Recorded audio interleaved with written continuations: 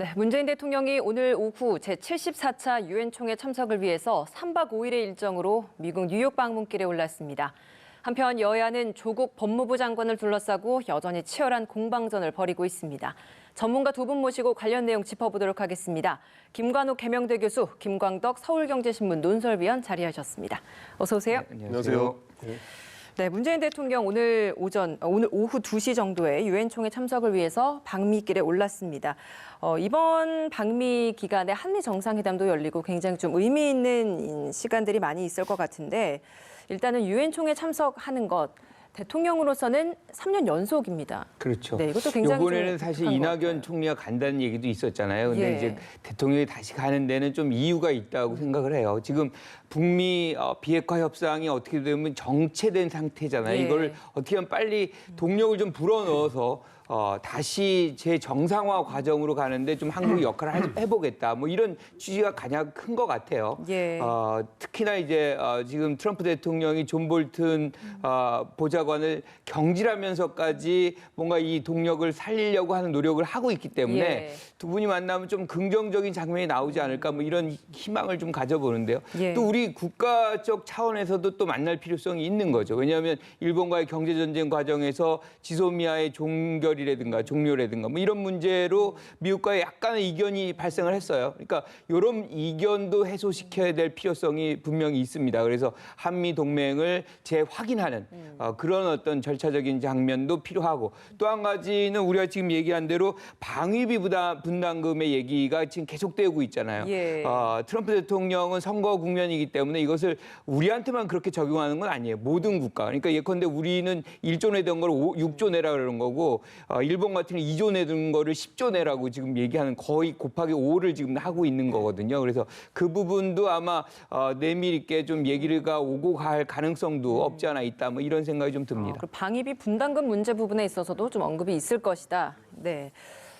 어떻게 좀 예상하십니까? 일단 이번에 트럼프 대통령하고 만나가지고 하는 게 의제가 크게 두 가지인데 하나는 비핵화 협상을 촉진하는 이런 게 하나 있고 그다음에 지금 현재 약간 논란이 됐던 한미 동맹의 엇박자가 아니냐는 게 있었으니까 그거를 좀 복원을 하면서 그걸 업그레이드하는 두 가지 측면인데 특히 그 대통령께서 비핵화 협상 촉진에 큰 관심을 갖는 이유는 뭐냐 하면 비핵화 협상이 지금까지 진전되기도 하고 지지부진하기도 하고 그랬는데 이걸 통해서 한반도 평화 정책이라는 큰 목표도 있습니다만은 특히 지금 국면에서는 국정 동력 확보라는 측면에서 아주 중요하다. 왜 그러냐면 지금 현재 국정에 일종의 새 바퀴가 있는 셈인데 그게 뭐냐면 하나가 정치가 있고 경제가 있고 외교 안보가 크게 국정이 여러 분야가 있습니다만은 세 축 중에서 지금 경제는 여러 가지 국내외 사정으로 인해서 2% 정도 성장으로 좀 어려운 상황 아닙니까? 그리고 정치는 지금 일종의 조국 대전 이런 국면으로 해서 상당히 어려운 국면을 맞고 있는 게 사실이고 그렇기 때문에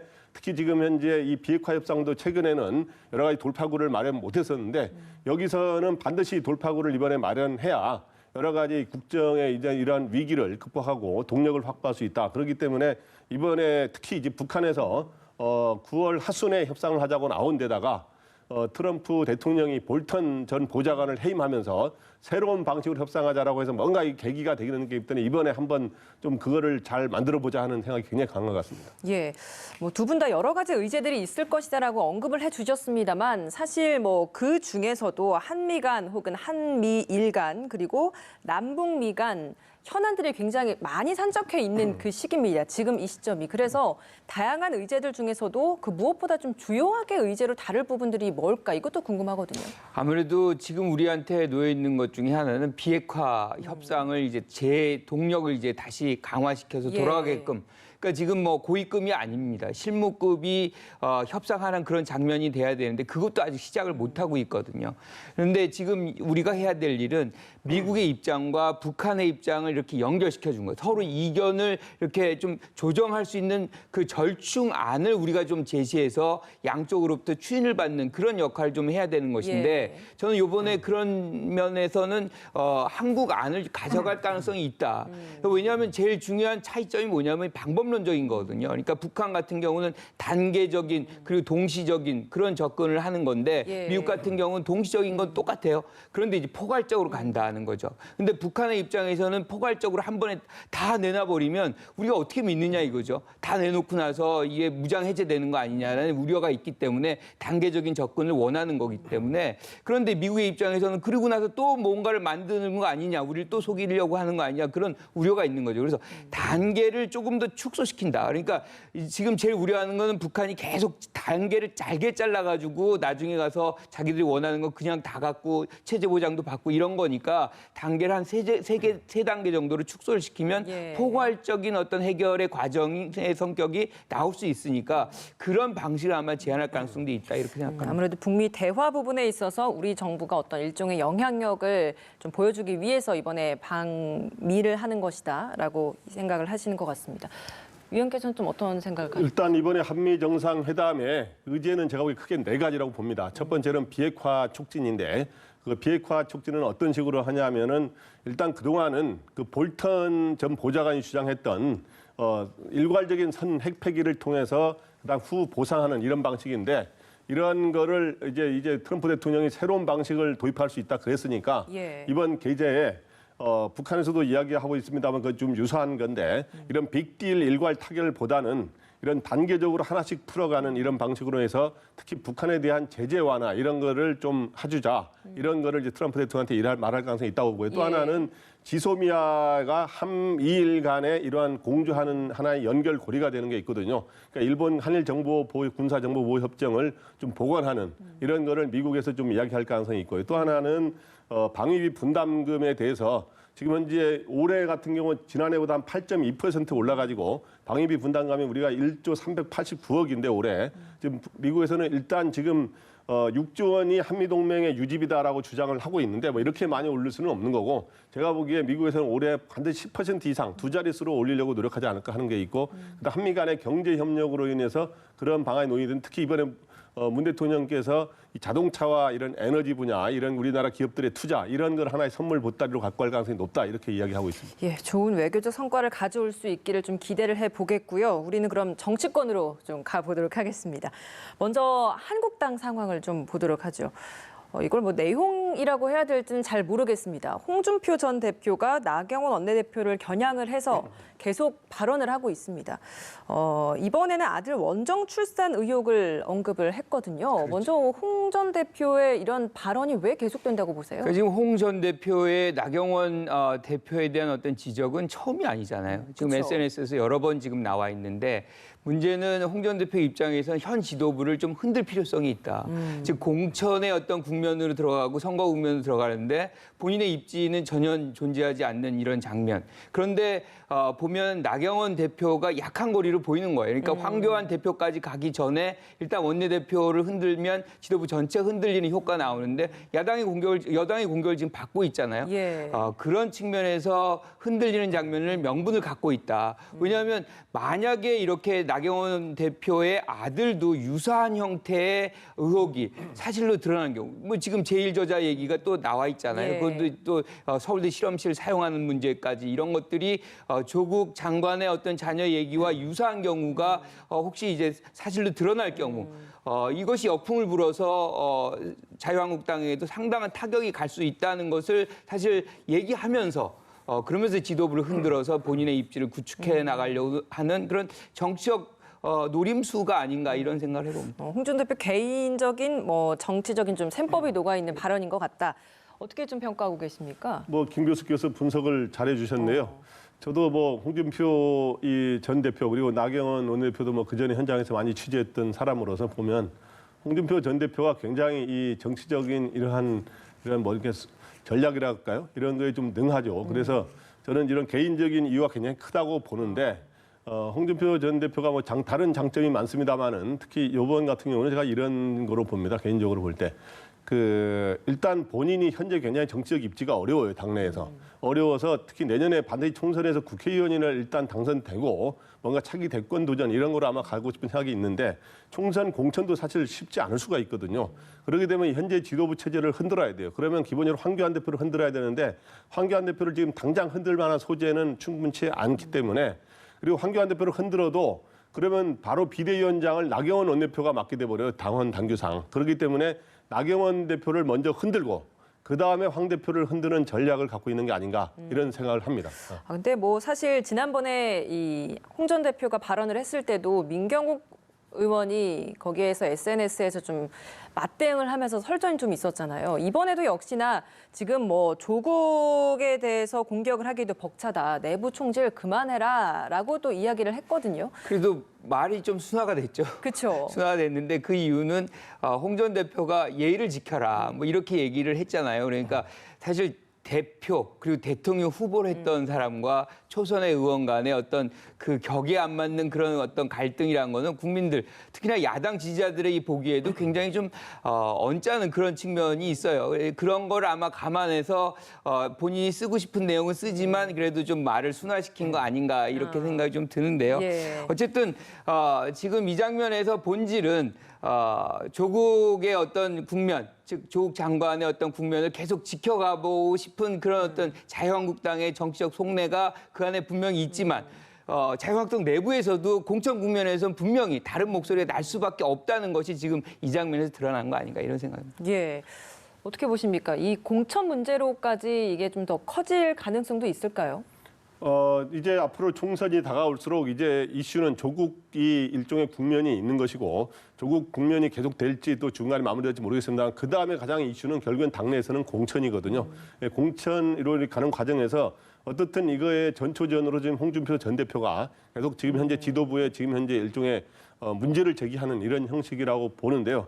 어쨌든 홍준표 전 대표가 이렇게 하는 거에 대해서 현재 이렇게 기사를 보면 이렇게 댓글들을 보면은 이 지금 뭔가 한국당 지지자들은 상당히 이거에 대해서 혹시 왜 내부로 이렇게 분란을 일으키느냐 하는 부정적인 입장이 많은 것 같고요. 근데 예. 또 민주당이라든가 여권 지지층에서는 홍준표 대표가 지적할 걸 제대로 지적했다. 뭐 이런 분위기가 많은 것 같아요. 근데 이런 것들을 홍준표 전 대표가 이제 뭐 그건 본인의 정치적 득실이고요. 문제는 중요한 거는 그 홍준표 전 대표 득실이 아니라 우리 국민 입장에서 과연 이러한 지금 현재 조국 전 법무장관과 지금 거론되고 있는 나경원 원내대표 이런 사람들의 이러한 게 과연 진실이 뭔지 분명히 규명이 되고 또 그거에 맞게 또 책임질 것들은 책임지고 이런 것들이 필요한 게 아닌가 이런 생각이 듭니다. 네. 진실 규명이 필요하다라고 말씀을 해주셔서 나경원 원내대표가 지금 이렇게 자녀들과 관련해서 일고 있는 이 의혹과 관련해서 뭐 전부 다 한꺼번에 특검을 가지자. 여기에 이제 사실 문재인 대통령의 자녀 문제까지도 지금 포함이 됐거든요. 이 제안에 대해서는 좀 어떻게 평가하십니까? 뭐 이거에 대해서도 뭐 양론이 있습니다만 제가 보기에 현실적인 방안은 아닌 것 같아요. 그러니까 이건 나경원 원내대표는 이거를 지금 정치적 주장으로 한 셈이라고 보는데 예. 왜냐하면 이건 민주당이 일단은 받지를 않거든요. 이런 거를. 그러니까 이거는 제가 보기에 일종의 본인의 일단 논란이 제기되는 거에 대해서 나는 결백을 주장하고 방어를 하기 위한 수단으로 거론되는 거지. 또 예. 대통령까지 조사하겠다는데 여당에서 수용하겠습니까? 그렇기 때문에 이런 거는 또 현실론에도 맞지 않고 현직 대통령이 현재 본격적으로 문제를 제기되지도 않았는데 그래서 이거는 저는 현재로서는 조국 법무장관이 검찰 수사가 마무리되고 제대로 안 될 때 특검을 가는 건 충분히 검토할 만한 사항인데 그렇다고 해서 이거를 뭐 다른 사람들까지 거론하는 건 바람직하지는 않은 것 같고요. 이 문제는 그 나경원 원내대표 저는 뭐 조국 법무장관의 문제가 지금 여기서 좀 별로 현재까지는 안 다뤘습니다만은 그거를 제대로 규명하는 게 굉장히 중요한 것 같고요. 그거는 일종의 국정 운영의 책임을 맡는 중요 장관이고 그다음 나경원 원내대표의 이 문제도 당의 한 지도부의 중요한 지도부이기 때문에 현재 이거를 지금 현재 일부 네티즌과 그다음 민주당이 의혹을 제기하고 이번에 홍준표 전 대표도 제기했습니다만은 근데 제기를 하게 되면 양 측면이 필요한 것 같아요. 민주당에서 제기를 하려면 단순히 질문을 기자식으로 던지는 식이 아니라 분명한 근거를 갖고 딱 정확하게 제시하는 그런 의혹 제기가 필요하다고 보고요. 답을 해보세요 이런 식으로 계속 나오고 있잖아요. 그러면 끊임없이 답을 해야 되는 이런 게 있고 또 하나는 나경원 원내대표도 어떻든 이 제기되는 거는 국민들이 관심을 갖고 있기 때문에 현재 대답한 거는 이거라고 봅니다. 아들이 한국 국적이다. 원전 출산 의혹에 대해서 그리고 부산에 내가 근무할 때 서울에서 태어났다 이렇게 하고 있는데 예. 현재 그럼 이중국적이 아니냐 홍준표 대표가 전 대표가 문을 제기했으니까 요번까지는 확실하게 대답을 딱 하고 그다음부터는 이제 이 민주당이라든가 이 의혹 제기할 때는 분명히 근거를 대고 네티즌이 거론하니까 답을 해보세요 이런 식으로 하는 것도 문제가 있다 생각이 됩니다. 예. 뭐 저는 자신에게 모아지는 그런 의혹을 좀 회피해 보려고 여러분들의 어떤 자녀를 공히 같이 특검을 하자. 저는 굉장히 부적절하다고 보고요. 그러면 특검을 아예 만들고 검찰을 폐지하는 게 낫죠. 이렇게 특검 만능주의로 가면 기존의 어떤 헌정 질서 자체를 부인하는 거거든요. 그리고 지금 이 나 원내대표의 이 문제도 사실은 어떻게 돼 있냐면 고소 고발이 돼 있어요. 그래서 아마 검찰이 조만간에 수사를 할 계획으로 있을 것이고 예. 국민들은 지금 조국 장관의 자녀의 문제에 쏟아놓는 그런 의혹만큼 사실은 나 대표에 대한 자녀에 대한 문제도 알아야만 하는 그런 우리 알 권리를 분명히 갖고 있거든요. 지금 우리가 이렇게 보면 특권과 상식의 어떤 그런 상황들의 대결적 구도가 만들어져 있어요. 지금 여건, 야건, 진보건, 보수의 문제가 아니라 특권을 갖고서 자녀들을 키우느냐, 그렇지 못한 부모들이냐, 뭐 이런 정도의 어떤 계급적인 구조의 어떤 문제로 지금 전환되는 상황이기 때문에 저는 이 문제는 공히 이 철저하게 조사를 해서 정치적인 어떤 맥락이 아니라 국민들의 알 권리 차원에서라도 수사가 돼야 된다 이렇게 생각을 합니다. 예, 알겠습니다. 유석춘 연세대 교수의 막말 논란이 지금 뭐 이틀이 지났는데도 계속 가라앉지 않고 있는 것 같습니다. 뭐 사실 그 위안부는 매춘이다라는 발언을 한 것이 가장 논란이 되는 대목인 것 같은데 해당 학교뿐 아니라 지금 뭐 정치권도 그렇고요. 시민사회 단체에서도 사퇴 뭐 이런 뭐 파면 촉구하는 계속한 목소리들이 나오고 있는 것 같습니다. 이 발언에 대해서는 적절했다라고 보시진 않겠죠. 어떻게 평가하시겠습니까? 질문 자체가 예.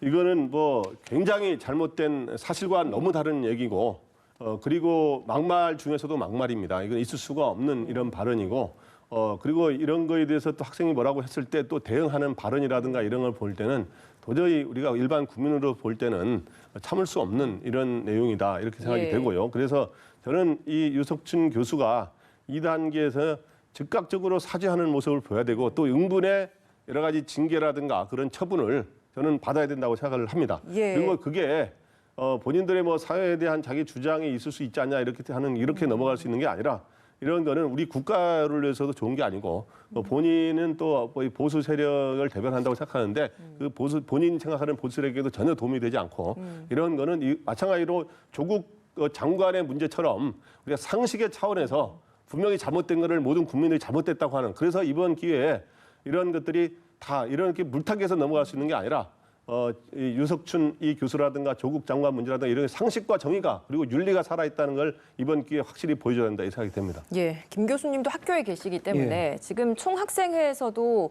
뭐 파면해야 한다, 강력 규탄하는 집회를 열 예정이다, 뭐 그런 목소리들이 계속 나오고 있는 상황인데 학교에서 좀 어떤 결정을 내릴 거라고 보십니까? 학교는 굉장히 심각하게 이거를 받아들일 겁니다. 이게 사회적으로 굉장히 관심이 깊은 사안이고 우리 모든 민족들이 이 부분에 대해서는 본인의 어떤 생각들을 다 갖고 있고 문제는 이 지금 류 교수께서 참조를 한 책이 이영훈 씨의 책이에요. 근데 그 책의 자료를 일단 팩트로 전제하고 설명을 하고 있거든요. 그런데 그렇지 않은 즉 그와 상반된 주장과 내용들 그리고 증거들이 굉장히 차고 넘칩니다. 왜 그 내용들에 대한 것들은 얘기를 언급을 안 하고 이 이영훈 씨의 책만 갖고서 얘기를 하는지 그러면 편식하는 거죠. 보고 싶은 것만 보는. 그리고 결국에는 피해는 누가 봅니까? 학생들이 보는 것이거든요. 그래서 그런 차원에서 아마 학교는 상황을 판단할 것이고 그것의 어떤 피해가 크다고 생각하면 결정적으로 심각한 그런 어떤 결정을 내릴 가능성도 있다 이렇게 생각을 합니다.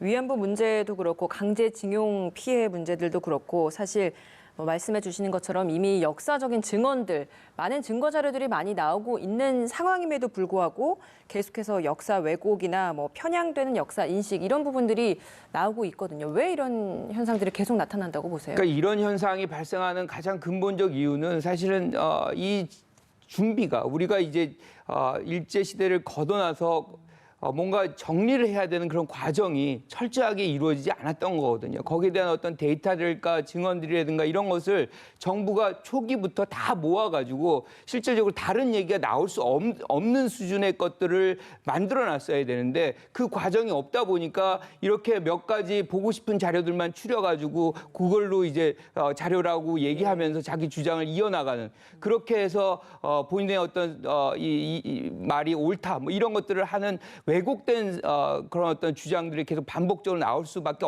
있는 상황을 만들어 놓은 거예요. 그래서 저는 이 국가적 차원에서라도 이 부분은 다시 시간이 좀 흘렀지만 자원과 어떤 재원들을 좀 총동원해서라도 우리가 이런 얘기가 다시 안 나오기 노력을 좀 하는 그런 체제적인 정비가 필요하다 이렇게 생각합니다. 예, 알겠습니다. 이번 주 목요일부터 대정부 질문이 시작이 됩니다. 국회 20대 국회 마지막 정기 국회 막이 오르게 되는 건데 사실 아직까지 정리되지 않은 조국 관련된 논쟁이 있다 보니 조국 2라운드가 될 것이다라는 예상들이 좀 많이 나오고 있는 것 같습니다. 어떻게 예상하십니까? 이번에 대정부 질문도 그렇고 그다음 대정부 질문에 이어선 국정감사도 보면은 뭐 다른 이슈들도 많습니다만은 조국 장관의 이 그동안 여러 가지 가족들의 의혹 논란 이게 가장 중요한 거로 다뤄지면서 결국에는 조국 인사청문회 2라운드가 되는 거 아니냐 하는 그런 우려가 있는 게 사실입니다. 그래서 지금 현재 국회에서 다뤄야 될 여러 가지 민생 현안이라든가 여러 가지 개혁 법안이라든가 이런 것들이 굉장히 많은데 그러한 것들에 대해 충분한 논의가 이루어지지 않고 바로 이런 것만을 가는 거는 굉장히 불행한 건데 그런 거는 그러나 야당이 왜 이 이슈만 주로 거론하냐 이런 것도 있지만은 기본적으로 이 문제는 결자 해지를 대통령을 비롯한 여권이 먼저 해야 돼요. 왜냐하면 그걸 국민들이 다수가 반대하는데도 그걸 임명했기 때문에 특히 이 문제는 지금까지 거론된 의혹이 아까 다른 사람들 같은 경우 아까 뭐 이런 게 뭐 몇 가지입니다만은 이 지금 현재 조국 장관에 관련된 일과의 의혹은 뭐 사실 수십 가지 아닙니까? 그런데 그거는 지금까지 드러난 것만으로도 상당한 문제가 있기 때문에 이 문제는 뭐 이렇게 여권이 이걸 좀 착각을 해가지고 이 조국 장관이 검찰개혁을 주장하면서 업무에 대해서 저 검찰개혁에 대한 찬성이 많지 않냐라고 해서 뭐 이렇게 기정사실화를 한다든가 어떤 다른 이슈로 덮기를 하고 불타기를 해서 넘어갈 수 있는 게 아니에요. 이거는 예. 국민들이 이미 상식을 가진 대부분의 국민들이 이미 이거는 문제가 있다고 보기 때문에 예. 상식과 그리고 정의 그리고 이런 윤리가 살아있다는 걸 보여주려면 이건 여권에서 빨리 교체를 하거나 본인이 빨리 사퇴를 해서 하는 게 국가 그리고 여권을 위해서도 바람직하고 예. 그렇게 한 이후에 여야가 공정한 여러 가지 알겠습니다. 분위기 속에서 경쟁하는 그런 체제가 돼야 되지 않을까 생각이 듭니다. 민생도 중요하지만 야당 차원에서는 정기국회에서 조국 2라운드는 불가피하다라는 말씀을 해주시는 것 같습니다.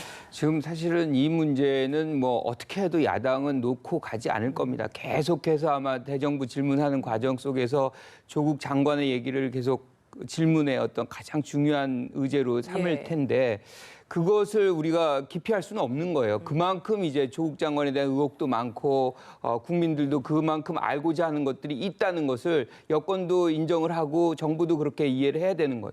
문제는 지금 이런 상황에서 민생은 완전히 방치돼 있다는 거죠. 그래서 야당도 조국 장관에 대한 문제를 제기하는 것도 당연하지만 민생도 좀 챙기는. 왜냐하면 우리가 올해 들어서서 국회가 돌아가는 국면을 본 적이 별로 없어요. 이렇게 야당은 뭐 삭발을 계속해서 하고 여당은 이 국면에서도 침묵만 지키고 있는 과정 속에서 국민만 지금 답답한 거 아니에요. 여야가 누구를 위한 정치를 지금 하고 있는지 반성을 좀 하고 대정부 질문에서도 민생에 대한 부분도 또 빼놓지 말고 철저하게 해야 된다 이렇게 생각합니다. 예, 알겠습니다. 오늘 두 분 말씀 여기서 마무리 짓도록 하겠습니다. 김관옥 계명대 교수, 김광덕 서울경제신문 논설위원이었습니다. 고맙습니다.